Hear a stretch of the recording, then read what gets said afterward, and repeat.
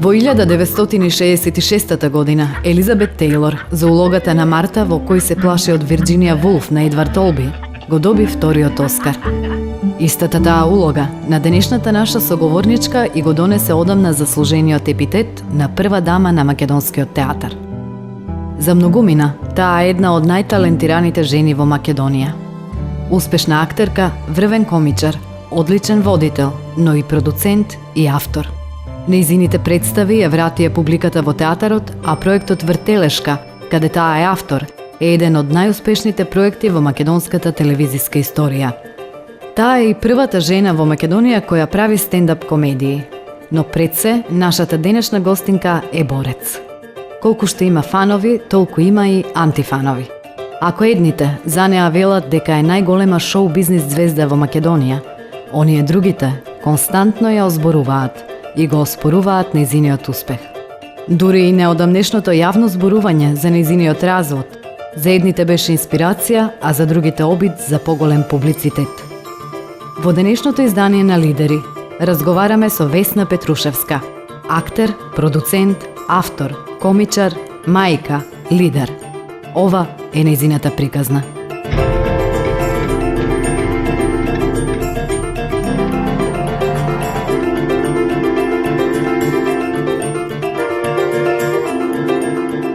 Оваа година Весна Петрушевска слави 20 години успешна професионална актерска кариера. Но да се каже за Весна Петрушевска дека е само актерка, би било лага. Веќе 20 години таа се труди да го дефинира шоу-бизнисот во Македонија, но и да ја покаже на јавноста дека звездите не служат само за забава, туку и за инспирација. Тоа е факт кој не можат да го одречат ниту најголемите нејзини критичари. Весна започнува да се занимава со актерство на 15 годишна возраст, кога заедно со Кате Колозова ја формираат аматерската група Неопределени. На ниво на Југославија, на 16 годишна возраст, има освоено 4 големи актерски награди, вклучувајќи ги и оние во Мостар и Сараево. Веднаш по запишувањето на факултетот за драмска уметност, почнува да игра во представите на Љубиша Ѓоргиевски, а во последните 2 децении, од 1992 година па наваму, има одиграно над 70 роли. Соработувала со најреномираните македонски и регионални режисери. Весна, оваа година славиш 20 години професионално занимавање со глума. Што би рекла оваа Весна која денес седи до мене на Весна пред 20 години? Па јас не знам како може ќе ти звучи клише одговор, но јас од секој знаев дека сакам да бидам актерка. Се сеќавам на моментот кој имав 5-6 години, јас ги имитирав сите спикери на телевизија, сите глумци, глумици, знаеш дека јас раснев со потпишани. Мај најомилен глумец ми беше Драган Николич. Мислев дека ќе ми биде дечко кој ќе пораснам. Се дека не разбрав дека со Милена Драјвич имаат озбилна врска, кога имав 7-8 години се откажав од него. Потоа едно време сакав да бидам балерина и многу сакав да свирам виолина. Од сето тоа излезе дека завршив 6 години клавир, балерина не станав никогаш и почнав да играм практично од 15 години, кога со Колозова Катерина ја формиравме на фамозна актерска, односно аматерска актерска група која што се викаше Неопределени. И потоа јас бев скроз одличен ученик во Јосип Broz и никој не очекуваше дека еден таков ученик ќе оди, нели, во тоа време на факултетот за драмски уметности, каде што не знам, леле, не одат баш одлични ученици таму, што е сосема погрешно, затоа што сметам дека актерот треба да биде исклучително едуциран и треба да биде прилично подготвен од секој аспект. Така да јас отидов на факултет за драмски уметности, беше прилично тежок приемниот испит, не знам дали знаеш, шоуди во 2 круга, поминав многу лесно во 2 круга и почнав да играм веќе од прва година академија. Така да, ако е 92 година на моето дипломирање е можеби еден вид преседан, затоа што тогаш првпат челниците на тогашното МНТ дојдоа да ја гледаат дипломската трамвајот наречен Желба, јас играв Бланш Дипоа и веднаш после дипломската добив понуда за вработување. Можеби тоа се случи првпат и последен пат. И не се сеќавам дека такво нешто се случило последниве 20 години.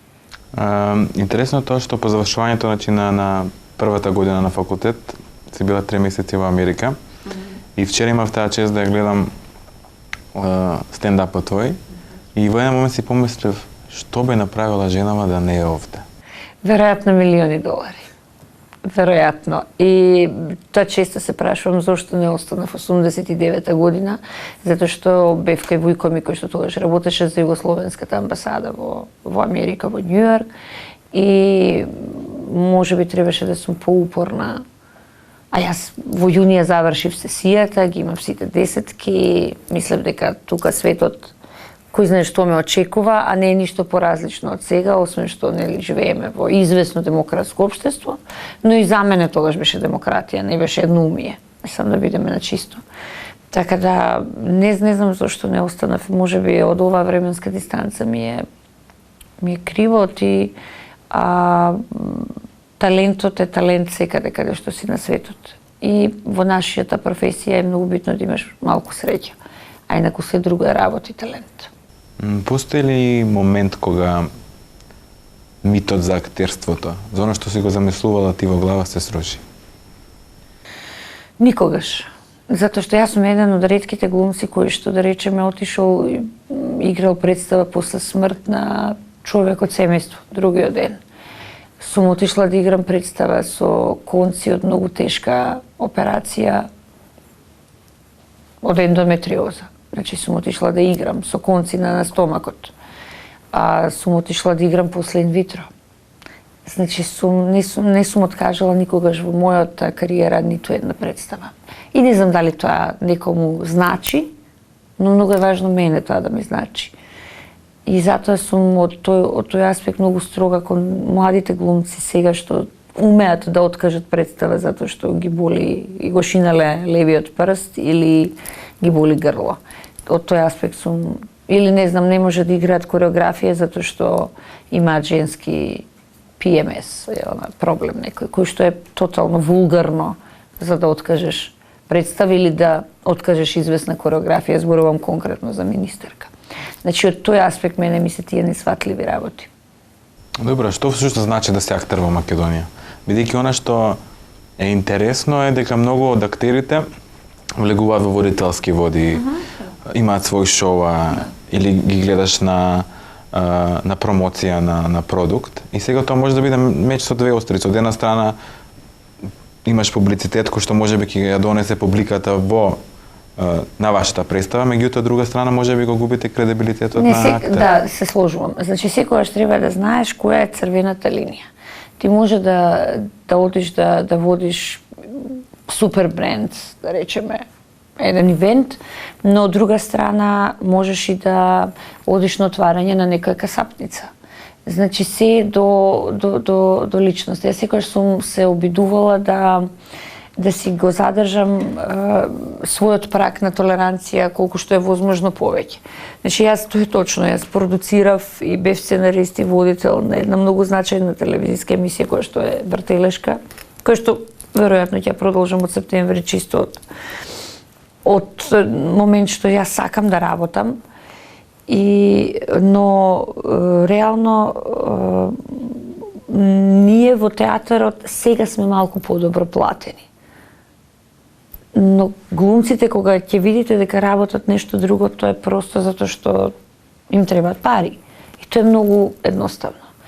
И да имаат нашите глумци да се добро платени, верувајте, нема никогаш да одат да работат за некој хонорар кој што е беден и кој што секогаш сте уценети од оној кој што ве најмува, дека секогаш може да бидете и заменливи.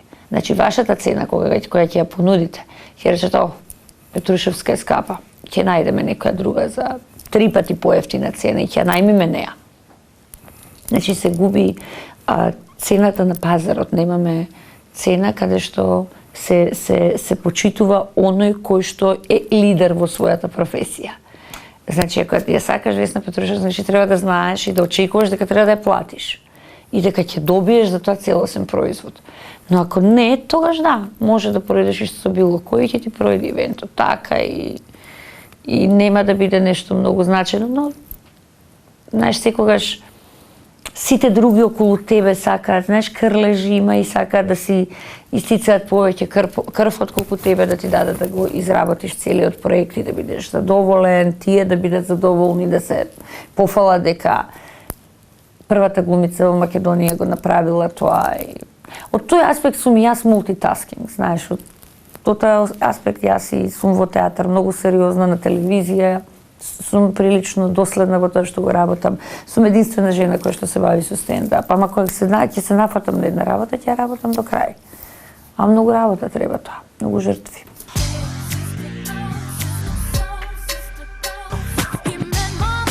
Кога пред 10 години Весна Петрушевска го започна проектот Вртелешка, нејзините критичари гледаа на него како концепт кој нема долго да трае.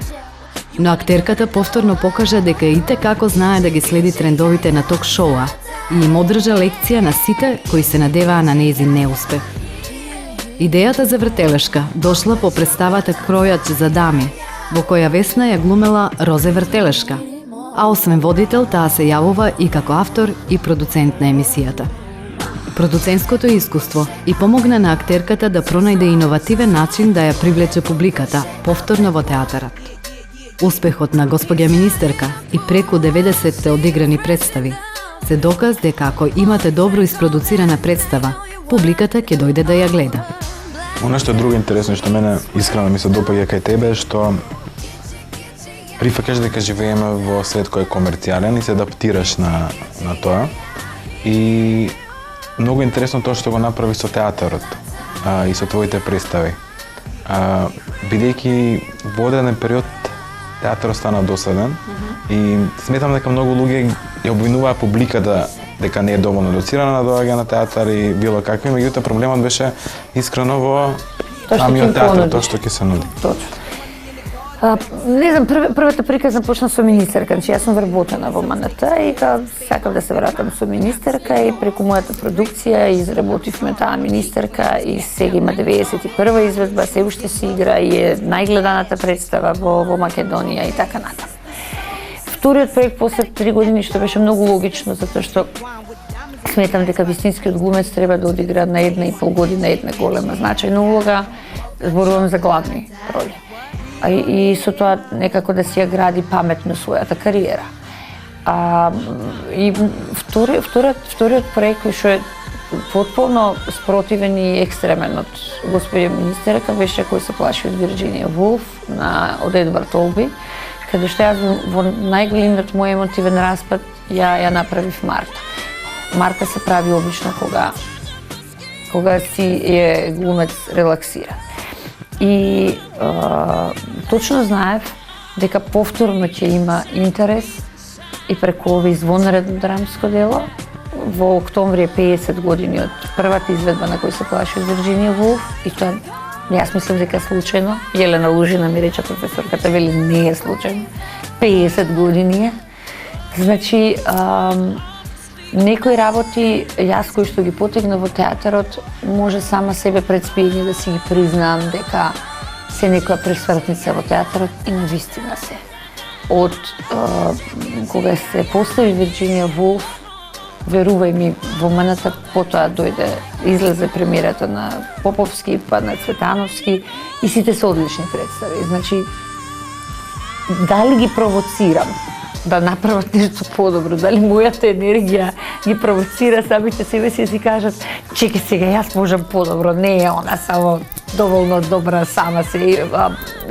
Но мислам дека мојата енергија ги провоцира луѓето да сработат позитивно, што мене ме радува. Но од друга страна пак никогаш во животот не сум била завидлива на ничи успех. Значи никогаш. Секогаш сум се радувала и знам ден денес да се радувам на туѓите успеси, знам да кредам слушалка, да честитам награда, да честитам успешна представа, да одам да им пружам рака и тоа го правам искрено. Тоа ме прави можеби поинако од другите, ама јас поинако не знам. Меѓутоа има интересно што има и одредена група на луѓе кои што и да направиш те критикува. Да, тоа е просто, јас го обожувам тој баланс. Тоа е супер. Мислам, тие се едни фини душебрижници кои што јас без нив не можам да живеам и јас просто нив ги сакам. Затоа што колку што повеќе зборуваат за мене, тоа значи дека ги провоцира да те...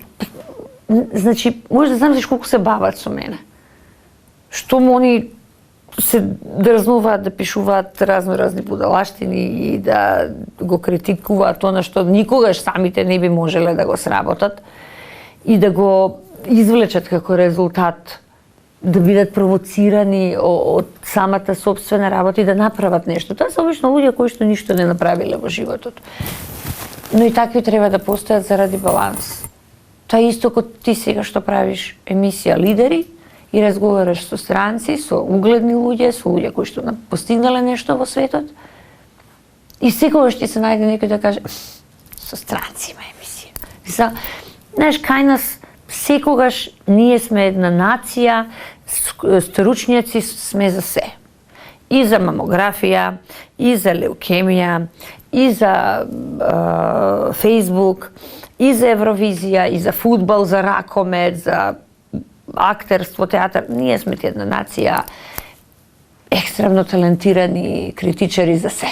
Една естетска рецепција каква има нашиот народ, тоа нема ни еден. Зошто мислиш дека е толку тешко во Македонија да се прости нечи успех? Не знам зошто, сум размислувала често за тоа. Не знам зошто. Обично, најверојатно затоа што во медиумите секогаш просперираат луѓе кои што се прилично нереализирани. Говорам генерално и во печатените и во електронските медиуми. Значи, најверојатно тие се луѓе кои што не знаат да подадат рака. Не знаат, тешко им е да го напишат зборот. Тешко им е да напишат честни исклучоците. Но, еве, јас сега тоа го почувствував прв пат во својот живот. Прв пат после Вирџинија Вулф, јас почувствував дека нема веќе, нема зошто да напишат лошо. И се појави едно анонимно писмо кое што после сите тоа анонимно писмо го исплука, имаше и колумни во Дневник, имаше разни коментари дека тоа е напишано анонимно писмо од некој кој што него ни прочитал текстот, затоа што не знам дали се сеќаваш, се работи за една реплика каде што е на сите вас копилињани заедни ви давам 5 минути да излезете од таму од каде што се криете. И тој е текст на Олби.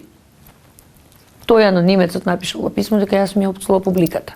Значи, до каде може да оди нашата глупост? Од глупи луѓе и од примитивци не можеш да се спасиш. Мислам, просто не можеш да се бориш со нив.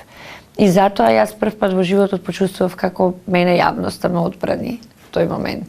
И прв пат во животот после 20 години почувствував дека супер, има некој кој што видел се до сега.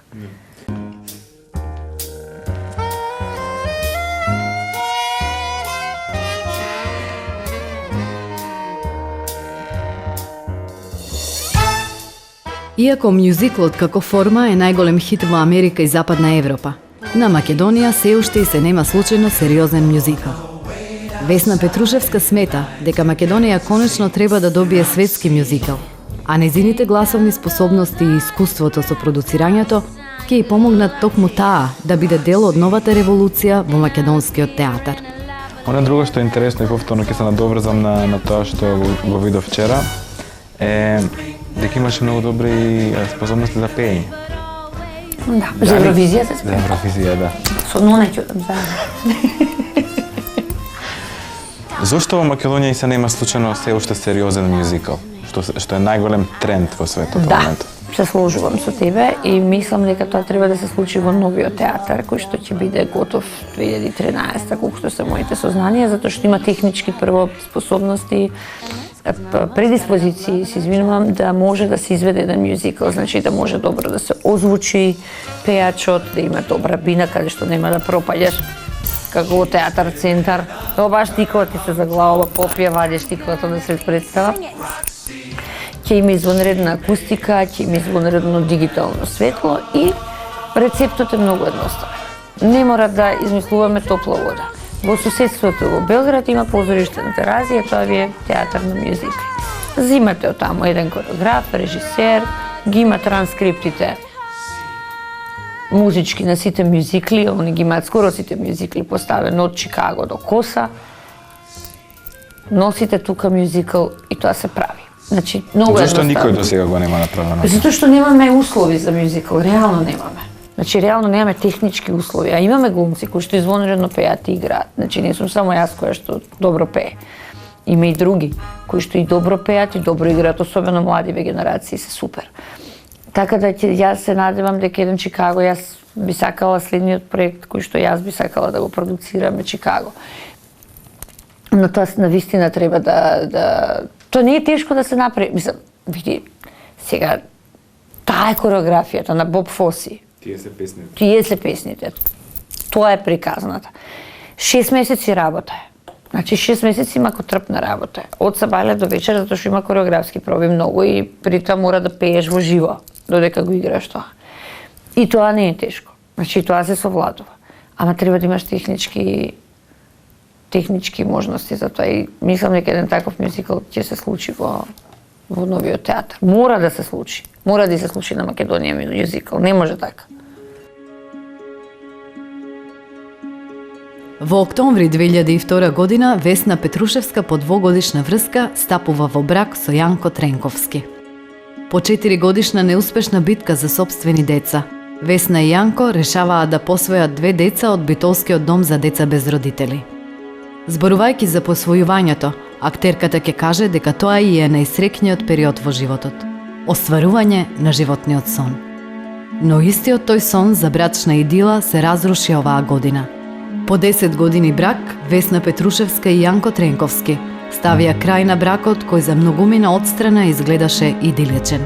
Јас да речеме се бавев со многу работи кои што можеби ни еден посвоител не се бавел. Значи јас имав дете од 2,5 години кое што има своји мемориски чипови ден денес и имав едно меланхолично 9-месечно бебе кое што тежеше само 3,5 кг на 9 месеци.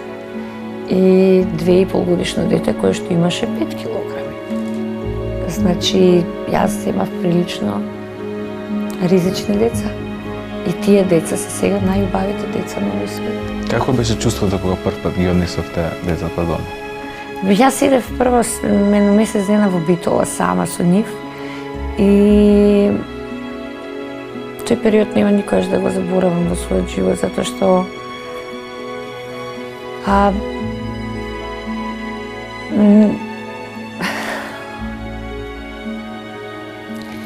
не знаев. Знаеш, мислам, не знаев како се чува деца. И ги земав и ги чував, мислам. Сам не знаеш, треба 9 месеци, треба да го нараниш, да му смениш пелена, да... Кирил имаше еден рокинг, тоа е едно само задоволување на детето, со носето, се трља, тоа е обично синдром на посвоени деца. И сама се баве. Беше чудесно искуство, затоа што никогаш во животот, знаеш, немав избањето дете, не ми помогна никој од моите беа зафатени, јас бев сама. И се сеќавам дека лажичката, кога требаше мина да ја нахранам, па не знаеше да отвори уста, па јас ја отворав, па како кукла ја учев да голта. Значи, исклучително го памтам како возвишено искуство, ама како тешко искуство, затоа што одеднаш не знаеш со дека земаш во раце 2 судбини кои што цел живот имаш не само мајчинска одговорност, туку имаш општествена одговорност. Оти ги земаш за да раснат во една здрава, убава и љубовна средина. И ги земаш дека нема никој во животот да ги изневери. И тоа е огромна одговорност. Така се чувствував. И ден денеска кога ги гледам, знаеш, ја не можам без нив. Мислам, тие ми се се во животот. Не е ова клише, не е. Но не ги размазувам, не сум, прилично сум строг родител. Ама кога ќе погледнам Мина и кога ќе видам какво бебенце беше малечко, никаква мелахолик, и кога ќе видам се колку е позитивна, колку се гушка, колку знае да пружи љубов, колку знае да даде љубов. Знаеш, си викам, сум знаела колку толку да пренесам нешто од мојата енергија, па и родители не се раѓаш учен. Значи и родител да си, учиш заедно со децата. И јас само се трудам да бидам добра мајка. Не сакам да ми дадат орден дека сум најдобра мајка, затоа што таква не постои. Сите грешиме. Но сакам моите деца во овој турбулентен мој период, секој ден, знаеш ли што ми кажуваат? Секој ден ми велат, еј, зошто не смееш денес? Зошто не се смееш? Јадеше денеска? Викам, аха. Аци и Ума имаат храна, дека имам и 2 кучиња. Јас секојаш у пар све имам. Само у пар, двајца мужи не сум имала. И викам, да, јадеа. Аха, добро. А ти и пак ќе се вратат. А јадеше ти денеска, сигурно? Викам, да, јадеве. Добро. И Кирил, ослабена си? Викам, да. Добро. Океј. А среќна си? И тука ти е еден емотивен распад. Значи, точно знаеш колку си им го пренел чувството дека живеат со тебе. И сега во овој период кога има договори, одат кај мојот бивш сопруг и се гледаат, ми недостасуваат тие 2 дена, искрено. Сите ми викаат, одмори се, као све окей, одмори се, нормално е да се одмориш, да имаш. Ми фалат. Како им го објасни разводот помеѓу тебе и Јанко? Многу нормално, не знам како да ти кажам, многу нормално. Им реков дека не се единствени на кои што ова им се случува. Ме прашуваа зошто им кажав, зошто. Значи им кажав дека си отидот причина затоа што веројатно не ме сакал повеќе и си нашол нека друга. Но им реков дека со тоа ништо не ги прави посебни. Или тоа не им дава оправдување да попуштат на училиште. Тоа не им дава оправдување да бидат поразмазени од другите деца. Но дека ќе се обидам во сите сегменти од мојот живот да бидеме тројцата секогаш заедно. Ти немаш поим они како се доживуваме ние тројца заедно кога сме сами, ова прв пат го кажувам. Ние тројца се доживуваме како единка. Значи тоа е нешто неверојатно. Они за нас тројца викаат, ние сме си фамилија. Ние сме си фамилија и Јаци и Ума. Као да, викам, ние сме си семејство. Значи, како ти кажам, исто е, ама никогаш повеќе нема да биде исто. И има еден многу значаен, емотивен факт што мене ме боли, а тоа е дека еднаш оставени деца се повторно оставени. И тоа е нешто што можеби ќе ми треба време да го совладам како емоција. Што исто можеби и ти ќе ми кажеш не е ништо страшно, се случува, како што и останатите ми кажуваат. Но траумата од аспект на етичка и општествена одговорност, јас ја доживеав многу страшно. Значи, не од аспект на тоа, од примитивен аспект луѓето што ќе кажат гајле ми е за луѓето, затоа што јас за луѓето не живеам. Јас за луѓето имам своја професија. Таа се вика актерство. И тука го давам својот максимум. Но мојот живот приватен, иако е под лупа на јавноста, ја немам обврска да им полагам сметки. Но од друга страна знам дека ако јас го направив спротивното, значи ако јас го направив чинот на емотивно неверство, верувај ми дека ќе бев распната кај воинот на конј, кај фонтаната. Ќе ме тушира веројатно секој ден. Добро, кој е твој совет за сите оние кои што поминуваат низ тоа ти што помена изневерување, меѓутоа се уште се во тој затвор наречен брак? Има, јас тоа постојано го повторувам, тој брак е една таква стапица, што ако немаш ти вистински партнер отворен до крај вистините, да не е лажлив, тој брак ќе успее, зашто бракот е компромис. Но колку што е компромис, толку е и стапица од лажни верувања, ветувања, облигации кон некои лажни пријателства околу, затоа што сега веќе сите тие луѓе кои што јас сум ги дружила преку мојот бивши сопруг ги нема. Не постојат. Не сум ги видела. Не се јавиле да ме прашаат како сум. А сум била многу коректна со нив. Значи нив ги нема. Како да не постоеле. Затоа што кога остануваш сам, после разводот, гледаш кои ти се вистинските пријатели. И тоа е многу сурово. Ја за среќа ми останаа тие кои што мене ми останаа. Но оние кои што ги запознав од другата страна, никогаш не ми се јавија. Никогаш не ме прашаа како сум и како се моите деца.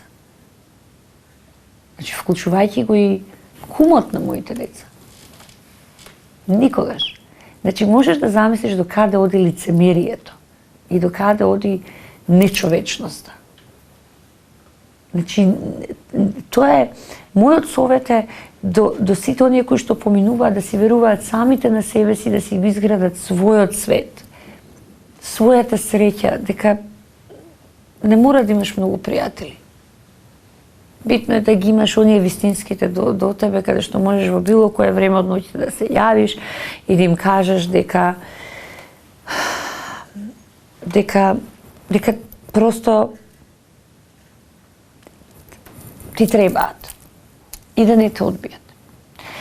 Сега среќавам многу нови луѓе кои што немале можност да ме запознаат порано, од блиску, ги примам во својот живот. Не им верувам многу. Значи, тука малку имам проблем. Но се обидувам да се опуштам. Се обидувам. Многу е тешко. Но се обидувам да се опуштам. Се обидувам да моите 42 години да бидат 22. Од аспект на мојата харизма, од аспект на мојата весела природа, од аспект на мојата досетливост, отвореност, затоа што јас знам дека може некои луѓе не ме сакаат, некои ме сакаат, ама сите ме почитуваат. Тоа е тоа кое што јас го градам сите овие години. И може би се ова што мене ми се случува со некоја причина. Тоа јас така го гледам. Ама јас би сакала моите деца да бидат добри луѓе. Знаеш, да завршат добро училиште, да имаат добра работа, да се среќни, да знаат дека имаат мајка која што никогаш во животот не ги напуштила и тоа е тоа. Мислам, јас со други демони се борам. Знаеш, јас се борам со демони од аспект на Јас не смеам да ги напуштам, мислам, тоа просто ми е... Најголем страх? Да. Би променила, ако имаш можност да се вратиш во времето, постои нешто што би променила? Не, па затоа што јас сум можеби единствена жена која што за својот бивш сопруг ќе каже дека јас сум го обожувала нега. Јас не го обожувам, јас не го сакам. Јас не мислам дека тоа мене така ќе ми се врати. Ни на крај на памет. И јас на моите деца им кажувам исто тоа што и сега го кажувам. И тој ги сака, се грижи за нив. Исто е, ама не е исто. Друго е да бидеш татко 24 часа, друго е да бидеш татко по 10 сата во неделата. Мислам, нема врска едното со другото. И затоа е, нели затоа се постои дефиниција, деца на разведени родители имаат такви и такви последици. Значи, со последиците ја се борам. Со тој дел од таа реченица се борам. Значи, не сакам да почувствуваат никакви последици. Ќе ги почувствуваат, да, во пубертет, подоцна, кога ќе созреат повеќе, ќе ти префрлат за известни работи, може би ќе те обвинат, но јас ќе се обидам мене да не ме обвинат. Затоа што просто знам што правам. Знам што правам. И знам низ која голгота поминува. Ден денес.